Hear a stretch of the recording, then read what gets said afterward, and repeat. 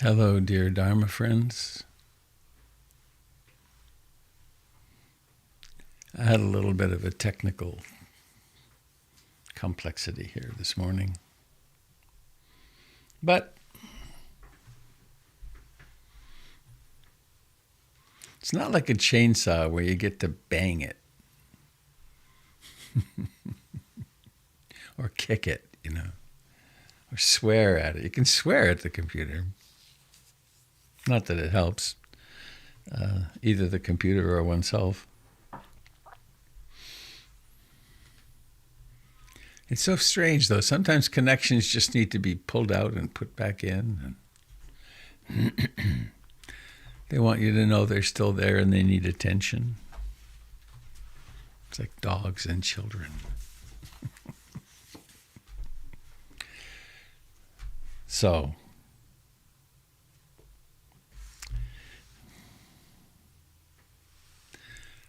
I'm still again today in Tales of a Magic Monastery by Father Theophane the monk, Trappist monk, now long gone, I'm sure. When was this published?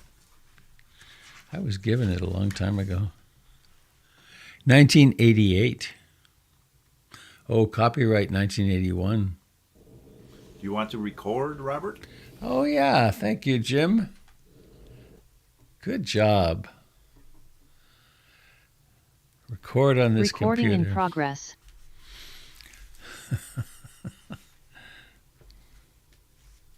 She has such a nice official sound, doesn't she?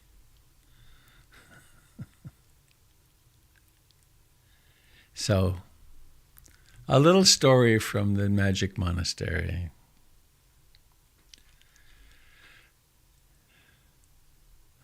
Lovely to see you. A creature of contraction and expansion. I am a monk myself. And one question I really wanted to ask was, what is a monk? Well, I finally did, but for an answer, I got a most peculiar question. Do you mean in the daytime or at night? Now, what could that mean? When I didn't answer, he picked it up again. A monk, like everyone else, is a creature of contraction and expansion. During the day, they are contracted, behind the cloister walls, dressed in a habit like all the others, doing the routine things you expect a monk to do. At night, they expand. The walls cannot contain them. They move throughout the world and touches the stars. I thought poetry. To bring him down to earth, I began to ask, well, during the day in his real body. Wait, he said. That's the difference between us and you. You people regularly assume that the contracted state is the real body. It is real in a sense, but here we tend to start from the other end, the expanded state. The daytime state we refer to as the body of fear. And whereas you tend to judge a person, a monk, by their decorum during the day, we tend to measure a monk by the number of persons they touch at night and the number of stars. The body of fear.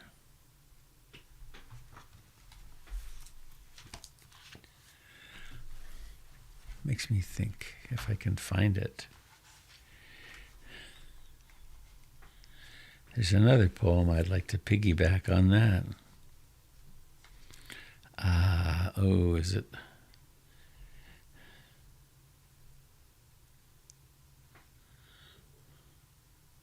Oh, there it is.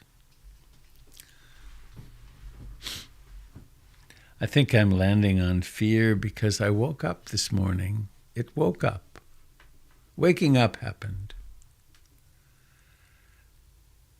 And there was fear. quietly down in the pit of my stomach, fear, a little bit in the chest. And I lay there quite wide awake. What's the fear? I remembered my stroke and brain surgery, vascular surgery in my head 2 years ago. I just watched the thoughts come through. The people fleeing in Ukraine, the fact that I drive around in a tin box at 70 miles an hour, all these quiet fears. And they all come back to the fact that death is around the corner. Always. So this is Charlotte Joko Beck. Intelligent practice always deals with just one thing: the fear at the base of human existence. The fear that I am not. And of course, I am not, but the last thing I want to know is that I am impermanence itself in a rapidly changing human form that appears solid. I fear to see what I am, an ever-changing energy field. I don't want to be that. So good practice is about fear. Fear takes the form of constantly thinking, speculating, analyzing, fantasizing. With all that activity, we create a cloud cover to keep ourselves safe in make-believe practice. True practice is not safe. It's anything but safe. But we don't like that, so we obsess with our feverish efforts to achieve our version of the personal dream. Such obsessive practice is itself just another cloud between ourselves and reality. The only thing that matters is seeing with an impersonal searchlight, seeing things as they are. When the personal barrier drops away, why do we have to call it anything? We just live our lives, and when we die, we just die. No problem anywhere.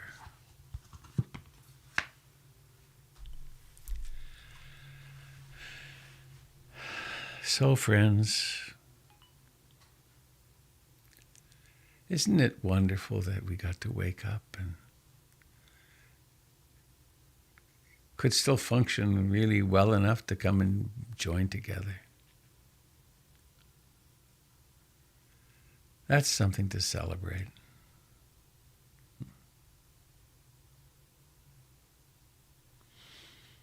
Let's celebrate by going quiet. Let's celebrate by sitting comfortably upright.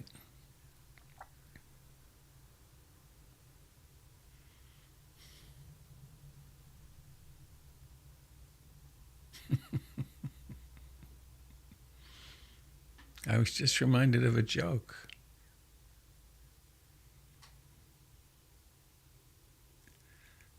There's these monks.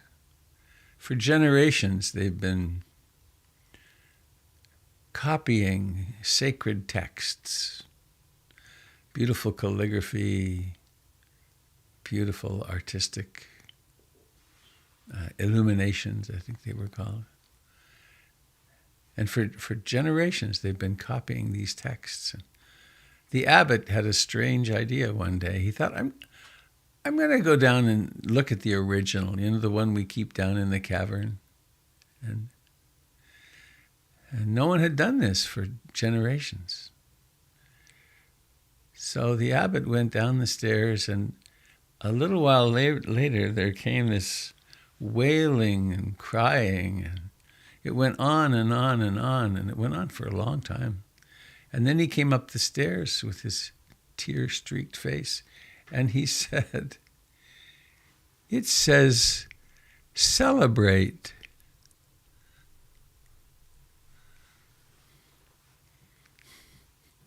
Not celibate.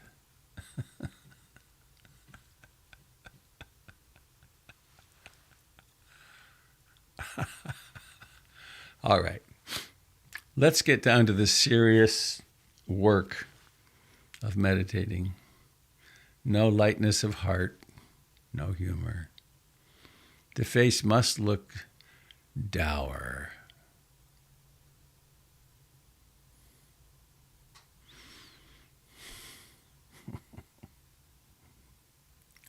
Whatever the case, there is this body sitting here, and it's alive.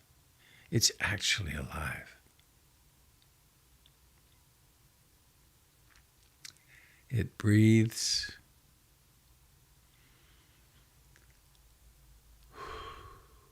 It breathes.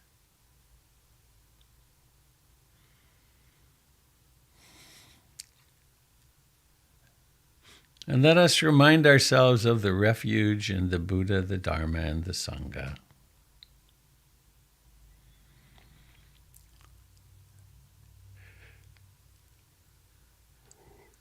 There's a lovely historical lineage from the time of Siddhartha Gautama to now. Lots of stories, 140 generations or so. That's something to be reminded of and strengthened by. But the refuge in the Buddha is not in someone else in the past. It is in this moment, in being awake now.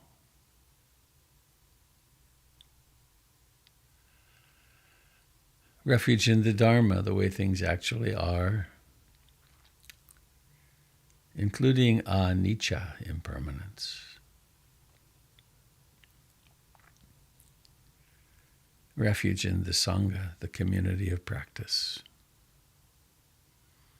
The descending lineage through, in this case, Lady Sayadaw U Ba Khin, Ruth Dennison.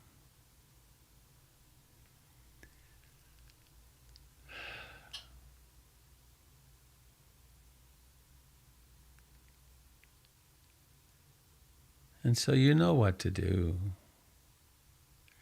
Come home to breathing. Let the body breathe by itself.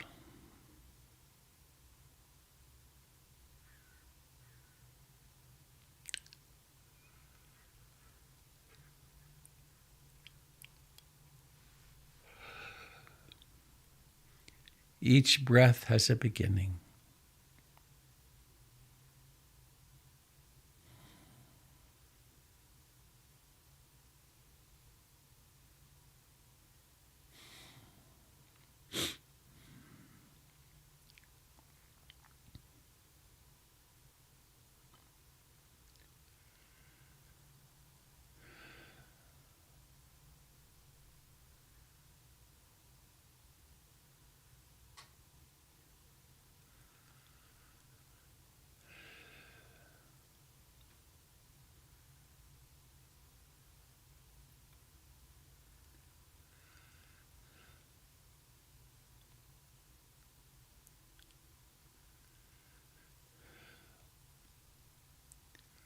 One of the translations of the Satipatthana Sutta says that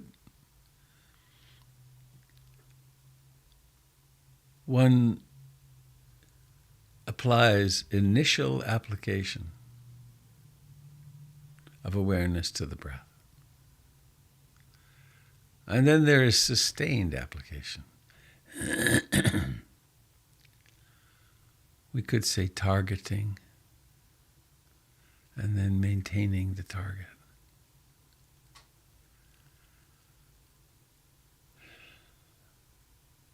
It doesn't take any tension, however. It's just remembering to remember.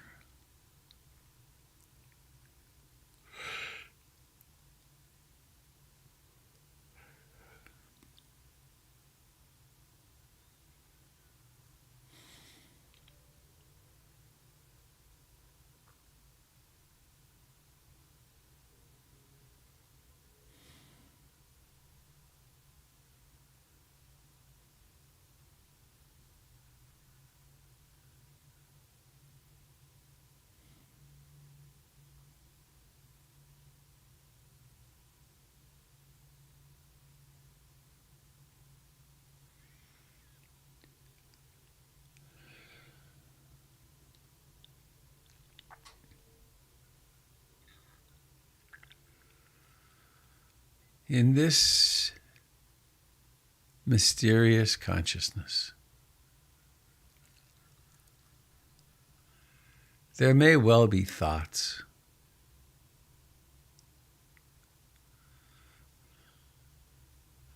There could be some leftover emotion from an encounter yesterday or 10 years ago, or childhood for that matter.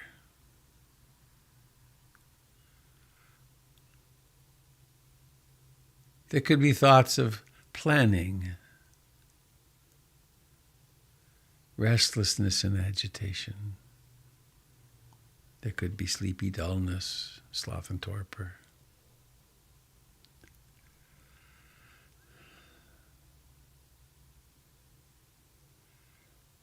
The contents really don't matter.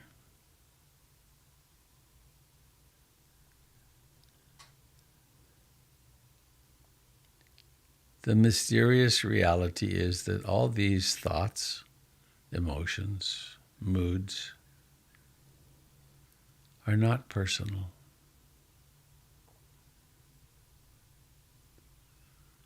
How can that possibly be?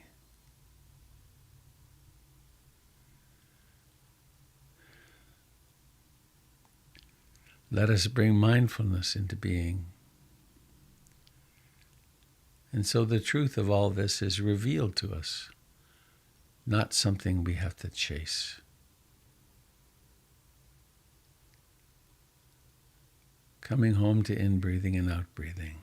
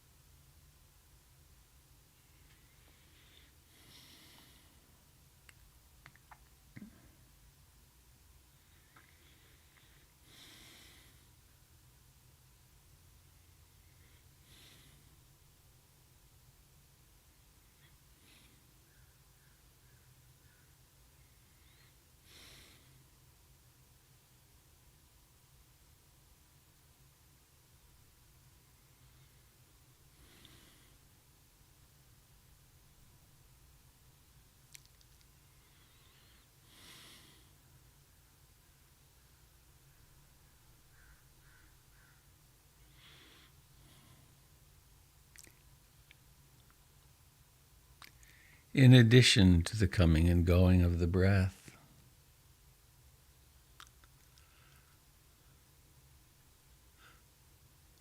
We can practice what's known as the third foundation of mindfulness, that of mind states themselves.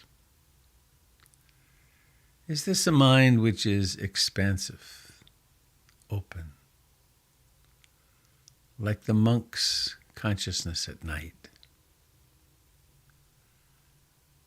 Or is this the body of fear, the mind of fear, contracted, worried?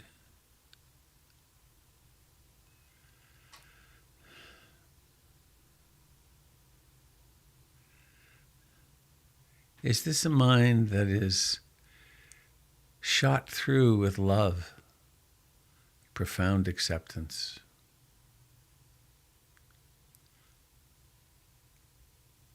Or is it contracted in fear, or maybe some anger or hatred, jealousy? Fear, certainly. Is this a heart mind, bathed in compassion?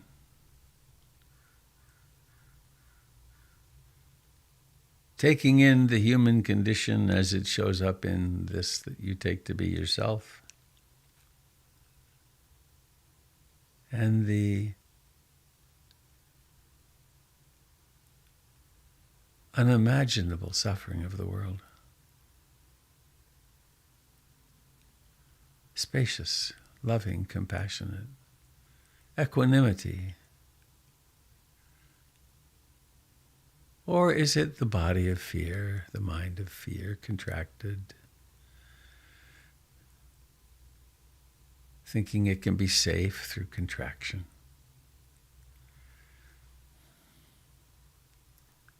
Is this perhaps a mind with doubt,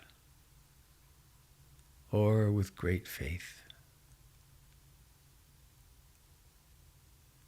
Is it restless and agitated, or perhaps concentrated and tranquil?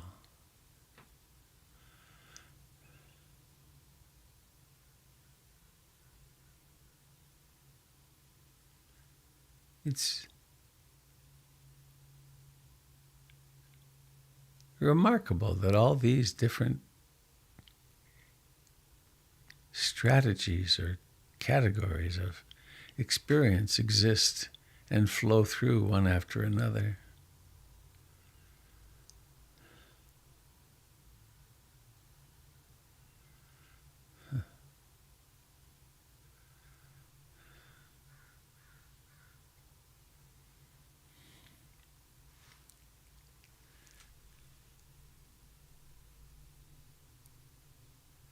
And we stabilize ourselves.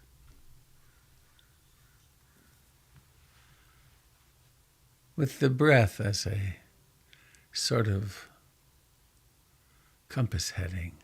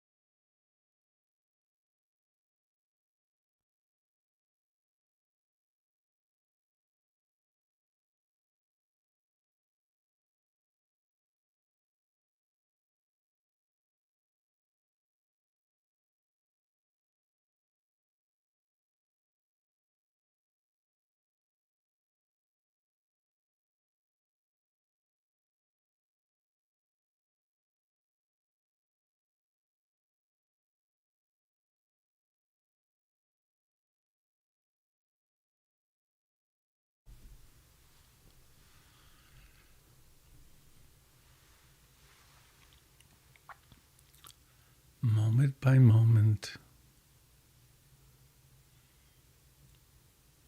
Now is.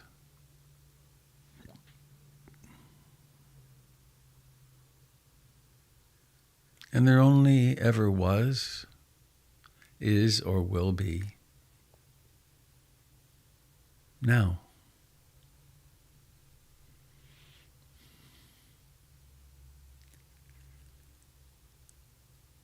We forget this in the trance of daily life, in the trance of I, me, mine, mine,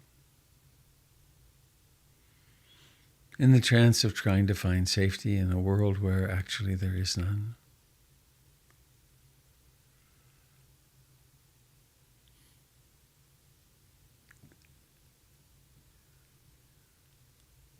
And while meditation seems at the beginning to be a lot about doing, ultimately it becomes the practice of not doing. The practice of being.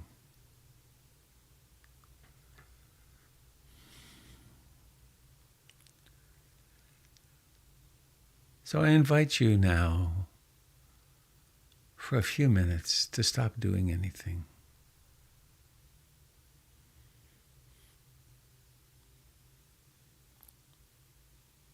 Let go of trying to stay with the breath. Cast off all lines fore and aft.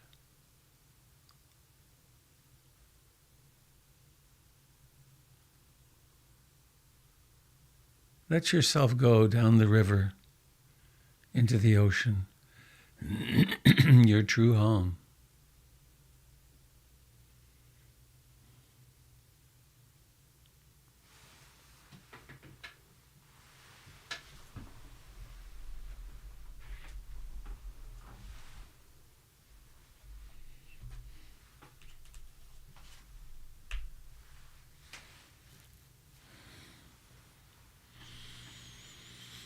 Thoughts may arise,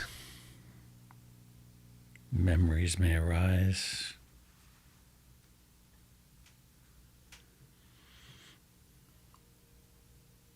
The body's still right here if you want to check in.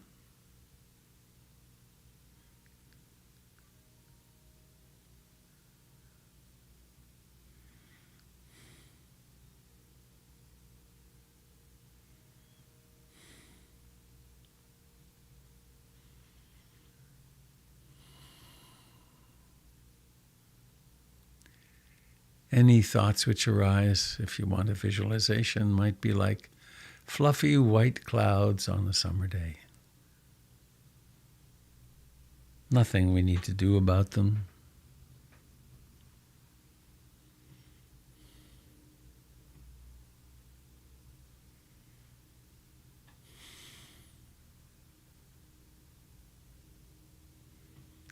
Whatever the mood is, just notice it as the flavor that it is. Don't even bother putting a name on it.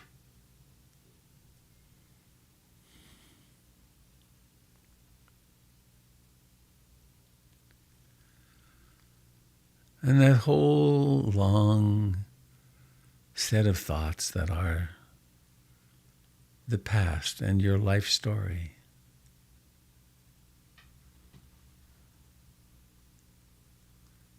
All that, the birth, the parents, the siblings, the adoption, the injuries, learning to read, the whole story.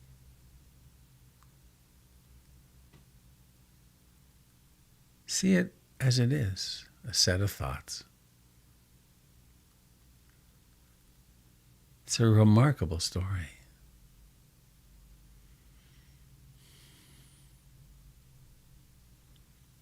And where does it exist? Here, now.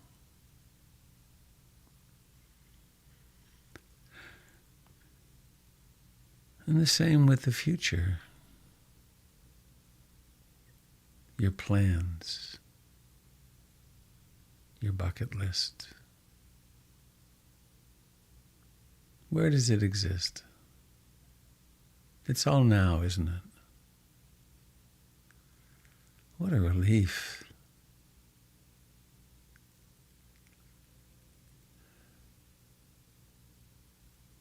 How can it be that it's okay to rest in the present moment?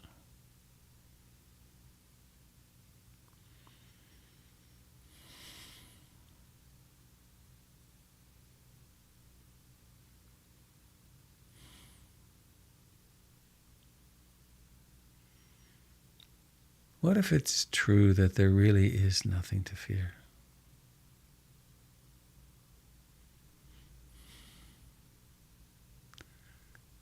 All the catastrophes will happen, of course.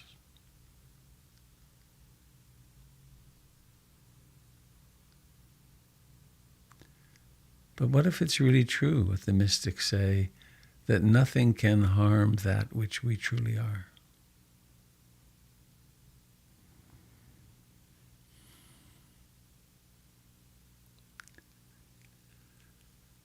And so we rest here and now.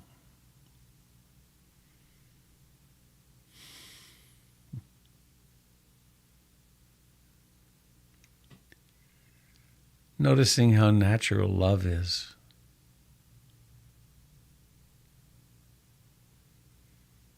It just means there's room for everything.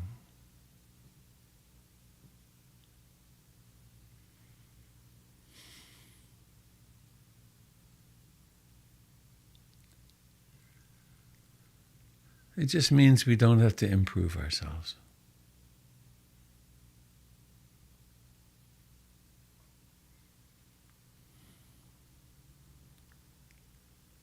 It means we can allow others to be as they are, and the world to be as it is.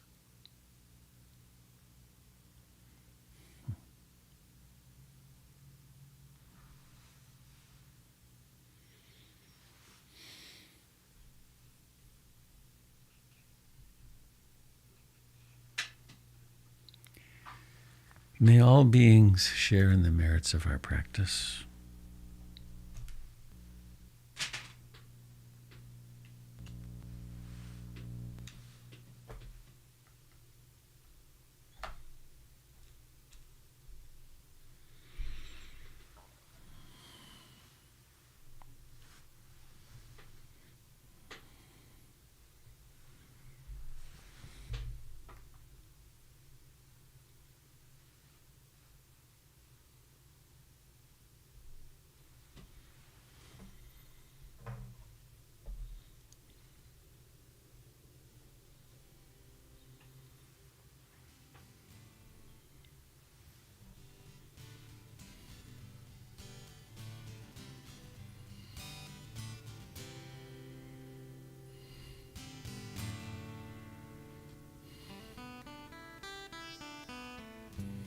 It's the same old story. You can't open a newspaper these days or turn on a TV news show without being instantly hammered by some obscenity. People doing this to each other, people doing that. It's messy. I remember the first time I heard the phrase, life's a mess. It was my father talking about the assassination of Medgar Evers, then later Malcolm X and Martin Luther King. And I heard my grandparents say it, talking about the Great Depression and the Newark neighborhood where they lived and where my grandfather ran his drugstore. I'm sure their parents said it too, before the turn of the century, deep in Eastern European mountains, dreaming of the promised land.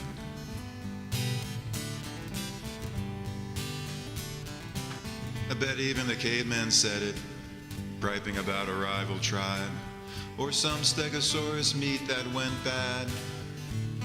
Phew, life's a mess. Life's a mess.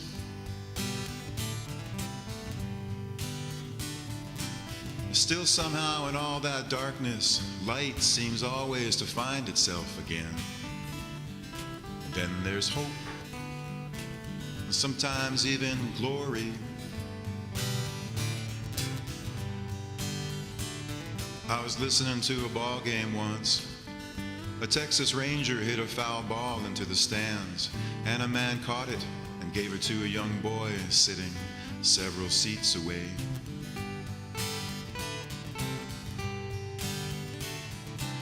The young boy high-fived the man, and I heard the radio announcer say, "Those two are strangers.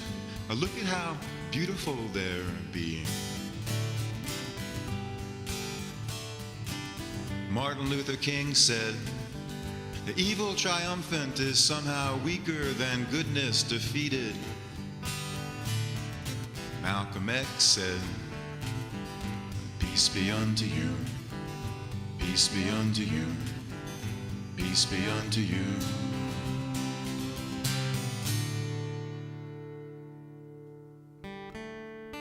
The inevitable, inexorable spirit of love is triumphant. The inevitable, inexorable spirit of love is triumphant. The inevitable, inexorable spirit of love is triumphant, and it lives in you, my oppressor, and it lives in you, my torturer, and it lives in you, my murderer, and it lives in you, my brother, and we all live in each other.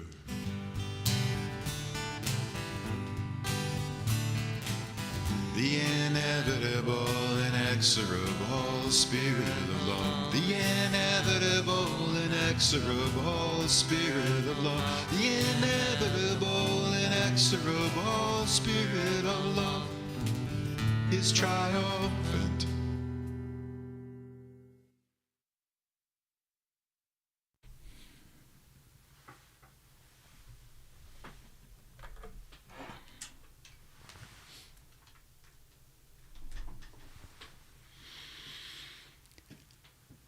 The inevitable, inexorable spirit of love is triumphant.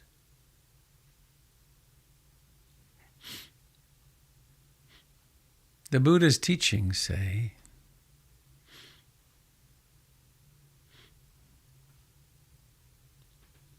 when we illuminate and uproot greed, hatred, and ignorance, what remains is love and compassion and wisdom. Our true nature.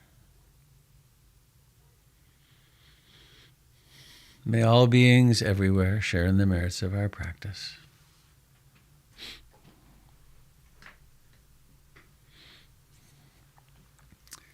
May all beings playing every role in this world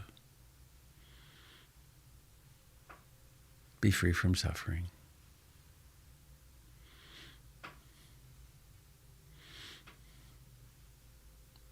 May our loved ones and friends remember who we really are.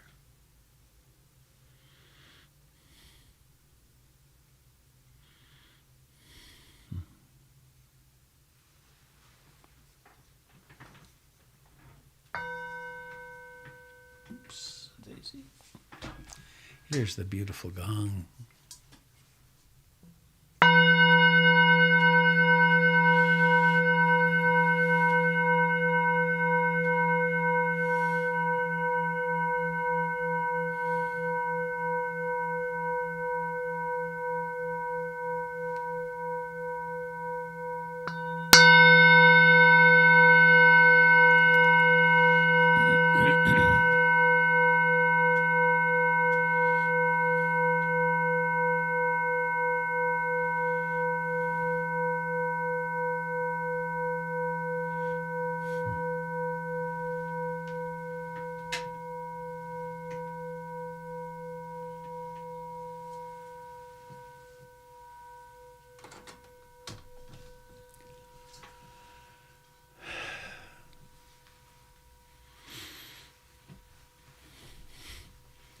Thank you, Michael Shohan, for that exquisite piece of music that you and Brad Andrews created back a while back.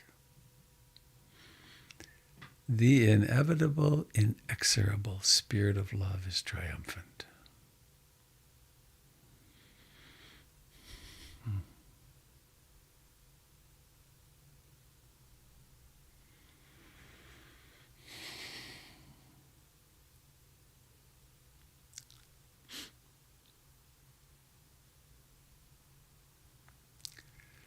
So, friends, is there something you would like to share? Thank you, Jim, for being here. Where'd you go? Ah, there you are. Riding shotgun.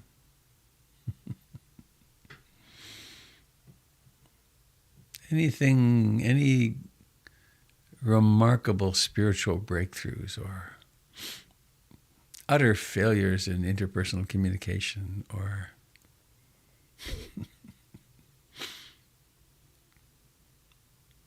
any great grace or sadness?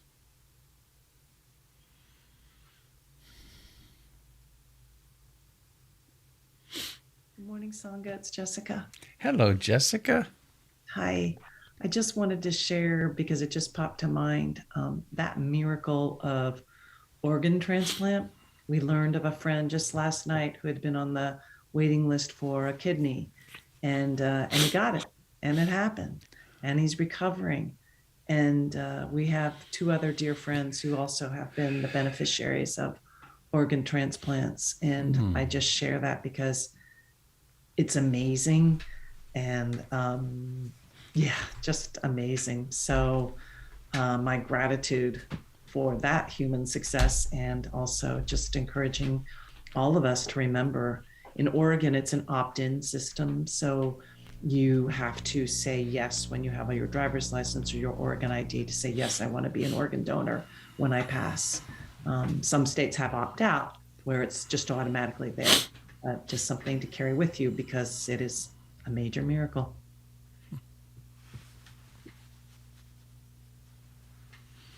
Hooray.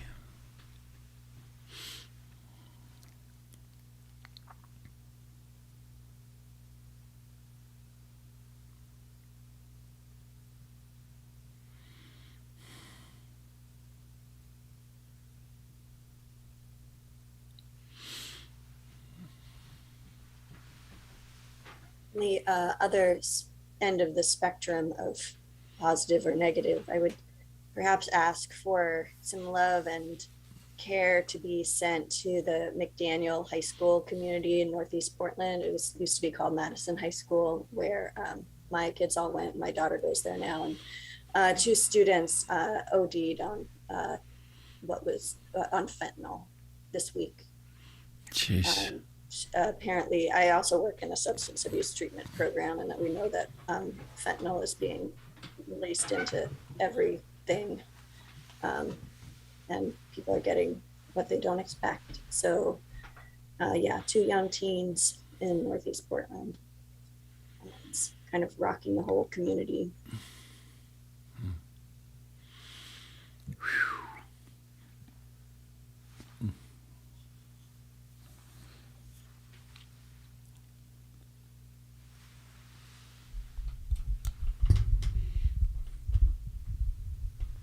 And people are being asked to just be very open and talking to youth about the presence of fentanyl and things that they have no way of knowing that it's in there. And it's even just one of these blue pills apparently that are going around, are just one of them is deadly. So talk to your kids and kids who know, and people who know kids.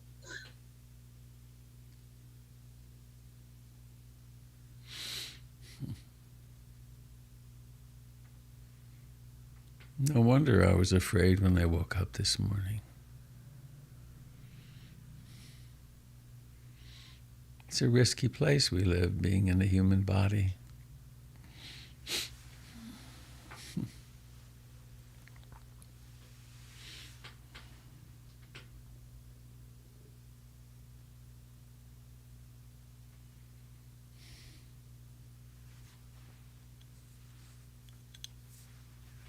Hi, Hi, Elizabeth. Elizabeth.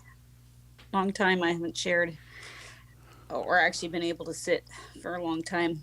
Um, really appreciated the fear topic. It was very apropos, as I think that's the point.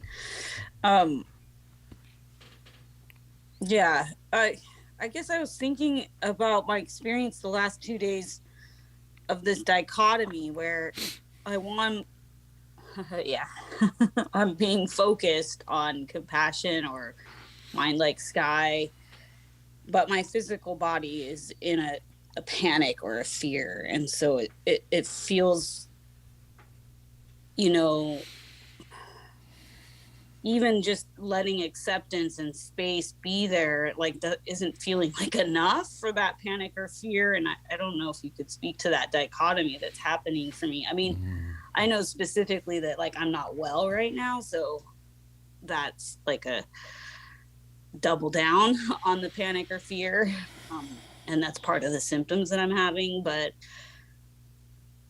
you know, I, it's like I'm trying to impose mind like sky or compassion onto something. And that feels contrived.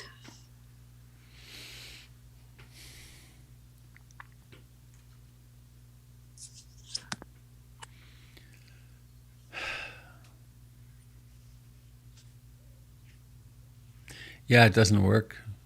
When the mind like sky encounters sickness and old trauma, then sickness and old trauma are right in the foreground.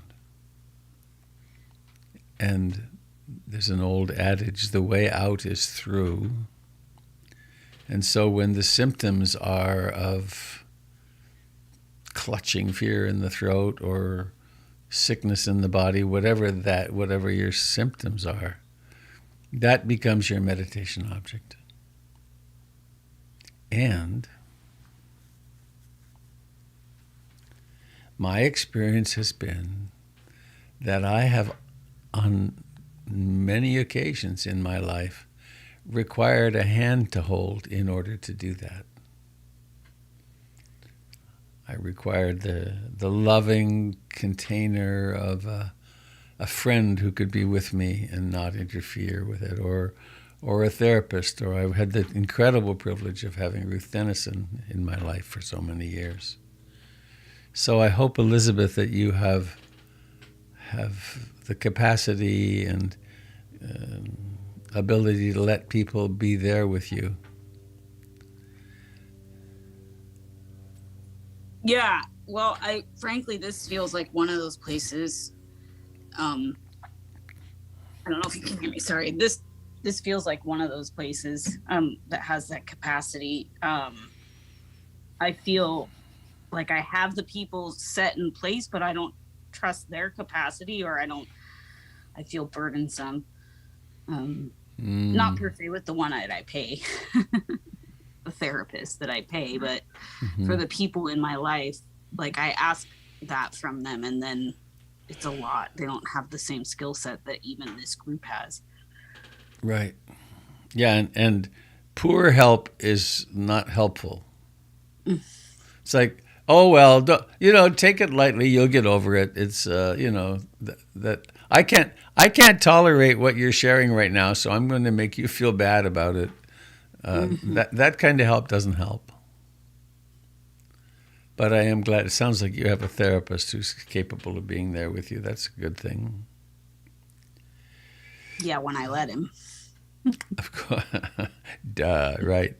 And then there's another structural thing, which is right now you have this community. It's a little weird because it's on Zoom, but you are in fact being held by these consciousnesses who are capable of it.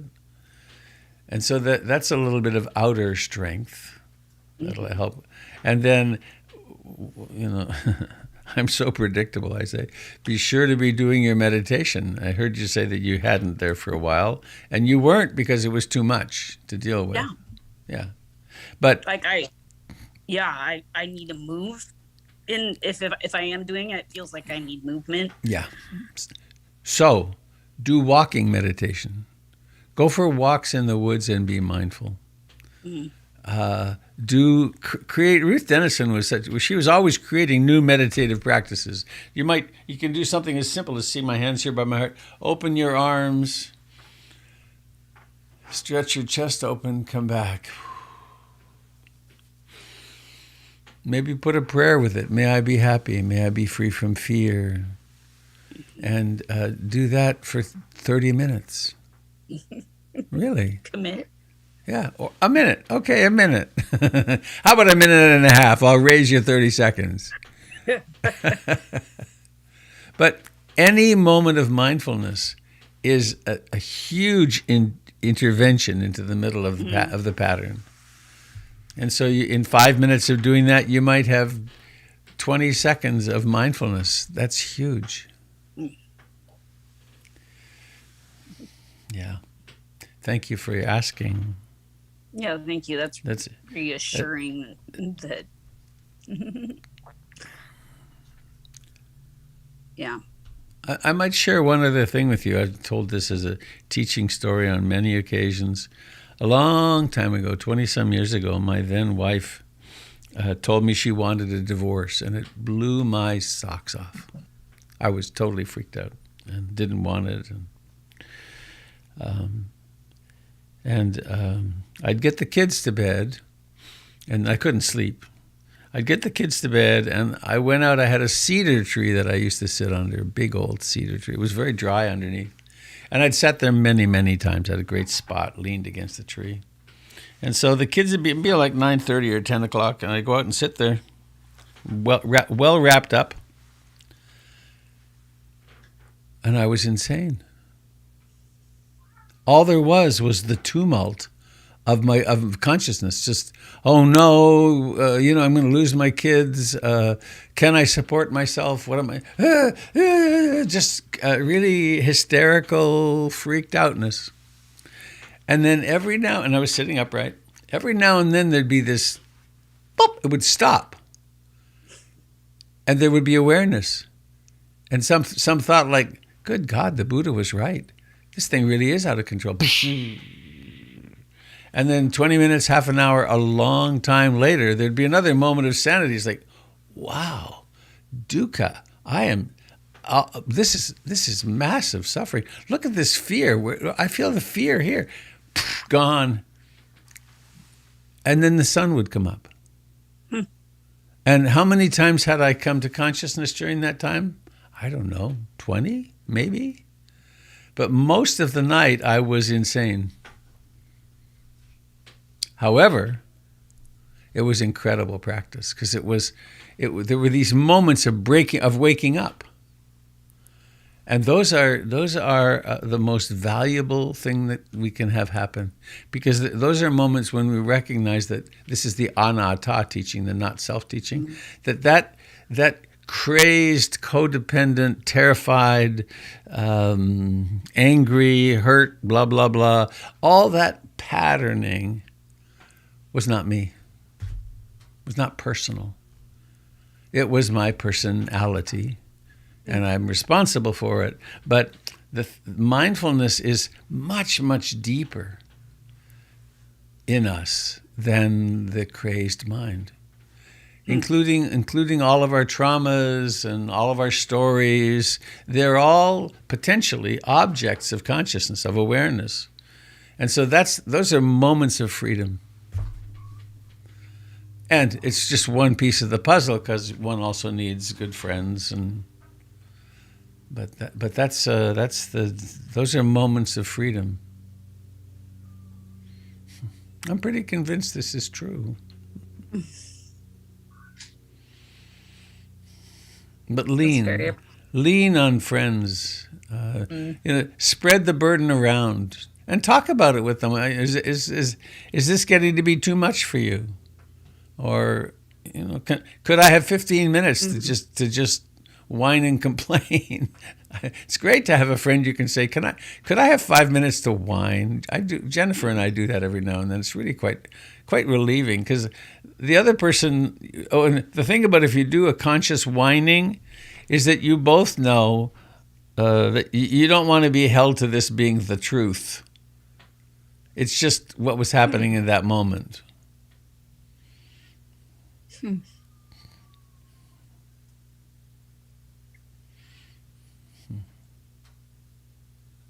Yeah, I heard the doubt of kick in during the idea of asking for that sort of presence from someone, that the doubt of I'm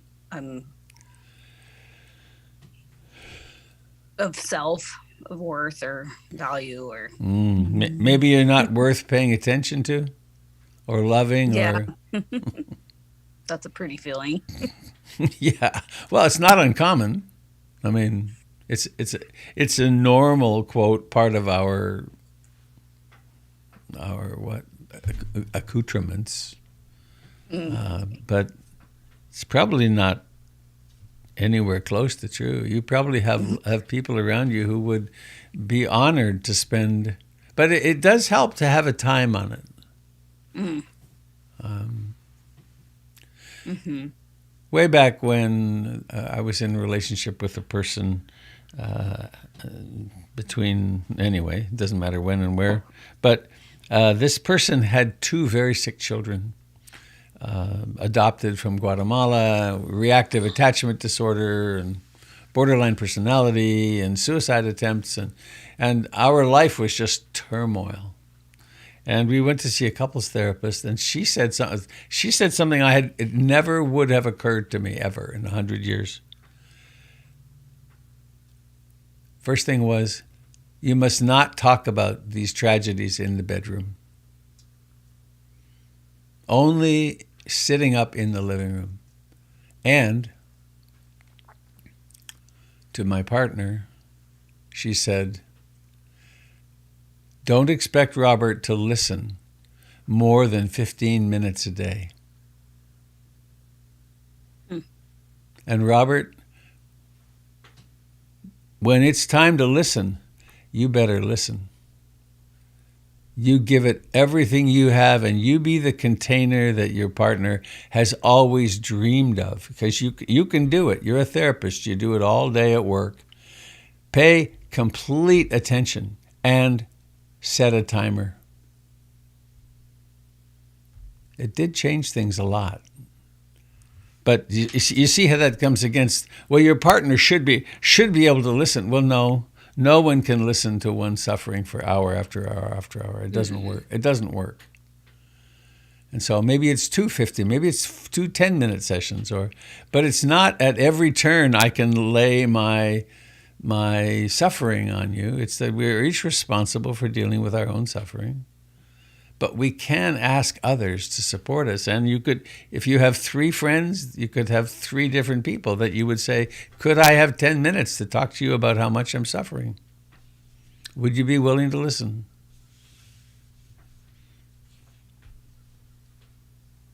I can round up 2. 2's a lot. Many people couldn't round up 1. So you're rich.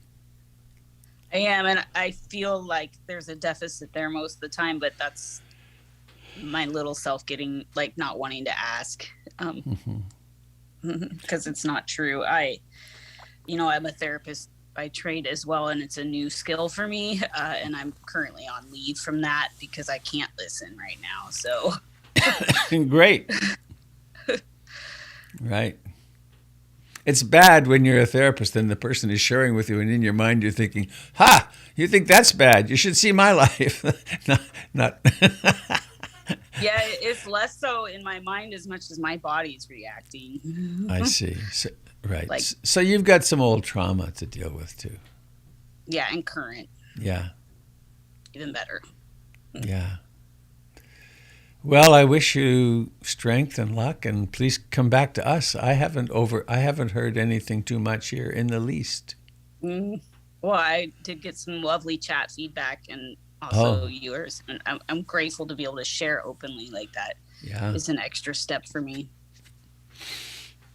Yeah. Thank you.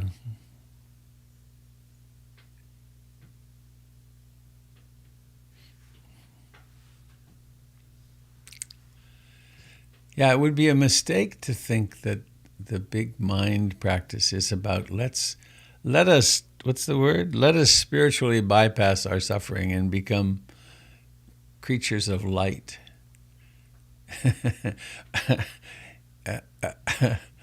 I've had the opportunity a few times in my life to meet, actually, the people who are the most scary are those who advertise themselves as they're teaching a workshop or something, and that ever since their enlightenment back 7 years ago, that they've never had a bad thought and they don't fart, and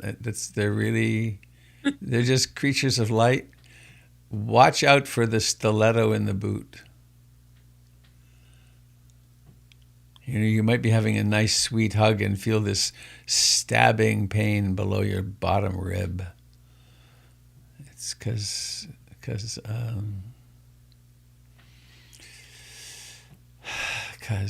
it's hard being a human.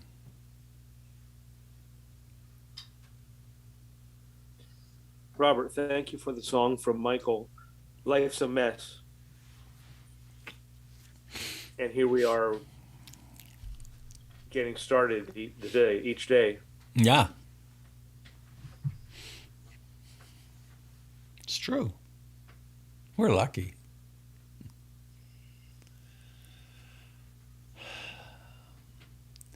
What's the time? Oh, It got late. Yeah. Time flies when you're having fun.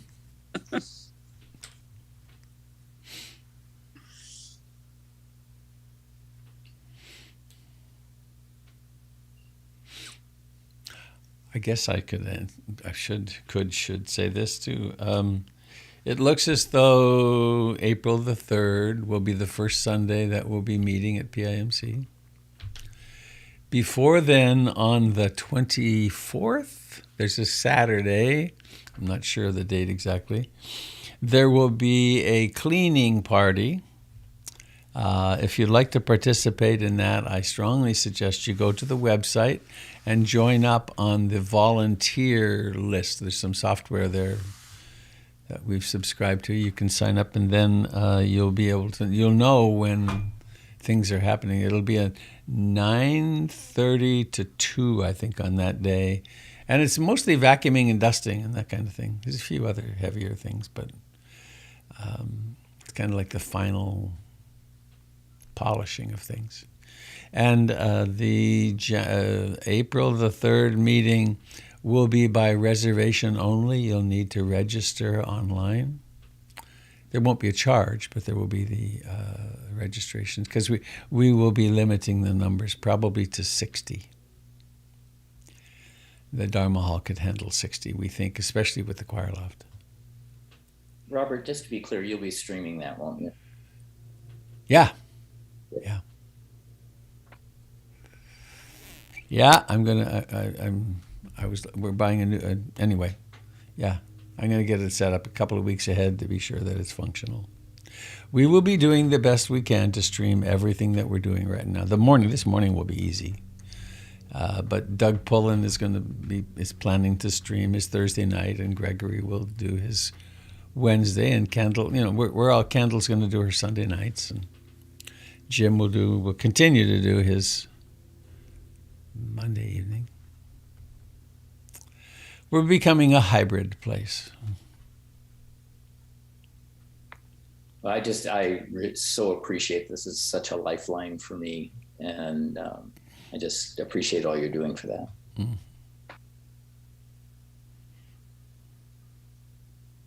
Hi, this is Nicole from Maine.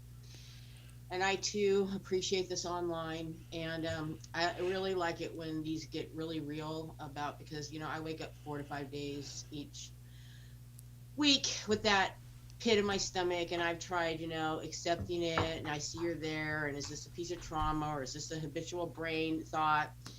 And it just, because of course I always hear all the good things people are doing, and so and I am pretty isolated and don't have a lot of support group. So to hear that, it just keeps reminding me that I'm part of humanity, to find out even somebody who I esteem highly like you has these same exact situations happening. and that there is a place to share it when I don't feel like I have anywhere else to really share. And because there's a lot of things that are happening now that are helping me break out of that isolated me mind and realize that I am part of a bigger group. But it's a big mind change for me to really absorb that and understand that. So I appreciate you being honest and vulnerable to say that you too wake up with that gut wrenching, oh my God, dread in your stomach. And then I can just share just so that I can have some connection and community here. And Robert, I never thought, because I don't know if I subscribe so much to Buddhism, although I listen to a lot of the Buddhist ideals, but I'm really into the mindfulness because it brings, for the first time, it's brought me back for the first time ever connected me. I'm not just a body with a balloon hanging out there with this mind, but I'm all one, right? And I've been telling people, and just that, you know what, I consider you my teacher. I never thought that would happen, but you have made such an impact. And so I just want to let you know that what you're doing is very valuable. So thank you. Thank you, Nicole. That's very sweet. I was reminded of an encounter that I had a long time ago. You may know or not know about Stephen Levine, I guess he said. He and Andrea for, I don't know, 8 or 9 years were on call 24 hours a day with people who were dying. And they did workshops all over the country. And it was very powerful. They were like real. And I was on a retreat with him and doing a little bit. I was teaching the walking meditation and helping him a little bit. And we were walking to the cabins one day, and there's a particular spot at Brightonbush. I guess those trees are gone now, actually. Anyway, we were walking to the cabin, and I said something to him about feeling so inadequate about myself as a teacher because I just didn't have it all together, I wasn't fully enlightened. And he stepped in front of me and said kind of with some intensity, Robert, whenever I meet someone who really has all their shit together, they're standing in it. And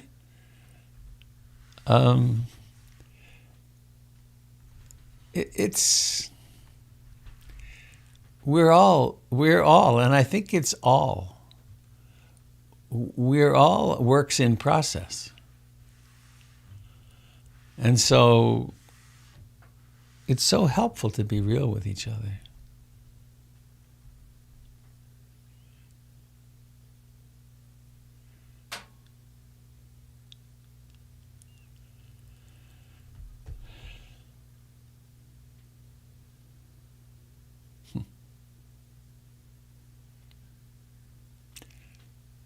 Ruth Dennison, the famous Ruth Dennison.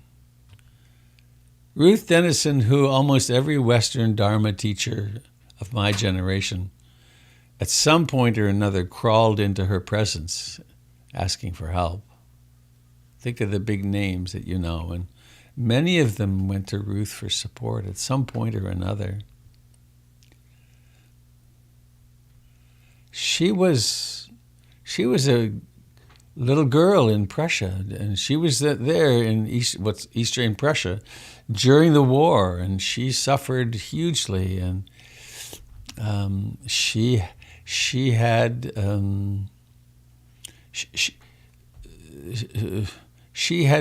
was captured by the Russians and basically used as a sex slave. She had incredible trauma, and she never dealt with some of it. And so she had a shadow side. She was so intuitive. Doug Pullen tells this story about himself. I think it was at Brightonbush, first time with Ruth, and she walked up to him out of nowhere. They'd never talked before. She walked up to him and said, "You need to love yourself more." She blew his socks off, changed his life. And I had her, she did that with me many times. And there were times when she missed badly because her own trauma was up. So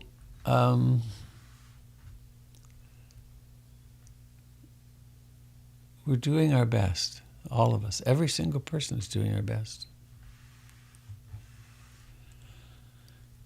Robert, if I could just add one more thing. I've heard you describe Ruth and her importance to you and what she's done. And you're describing yourself as far as I'm concerned.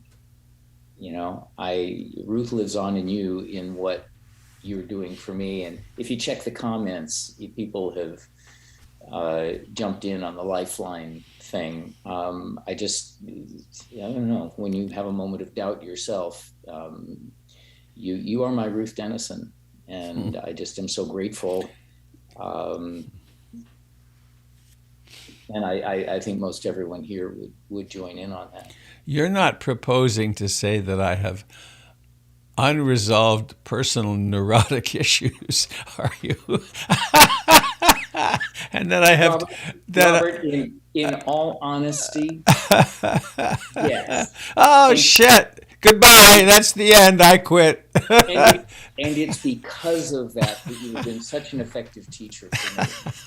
It's because, in these sessions, and I don't want to compare necessarily, but what makes you so different as a teacher and a guide is that you share so much of yourself and your experience that allows me to relate and say, oh, he's not got all his shit together, and yet look, he's the most loving being I've encountered.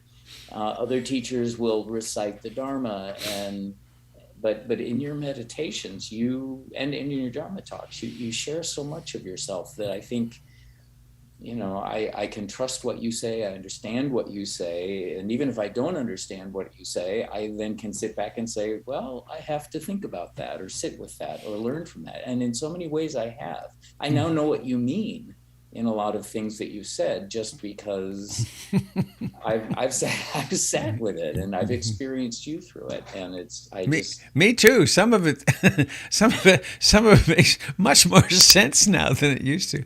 I used to say it, but I didn't know it. Well, and I started up with you, as I say, 20, 30 years ago, and we were children. Some of your early meditation, your voice is different. You're it's been wonderful to watch and grow with you in all of this, and the judgments go away. So anyway, I just wanted to feed that back to you. Yeah. Well, friends, I need to go. Shall we? May all beings receive all blessings. Bhavatu Sabbe Mangalam. Bhavatu Sabbe Mangalam. Bhavatu Sabbe Mangalam. Sadhu, sadhu, sadhu. Aaron, I keep carrying the coffee around in my bag. It's coming your way. It's in my purse. All right, friends. Ya Fatah. May the path of your heart open before you. Ya Fatah, Robert.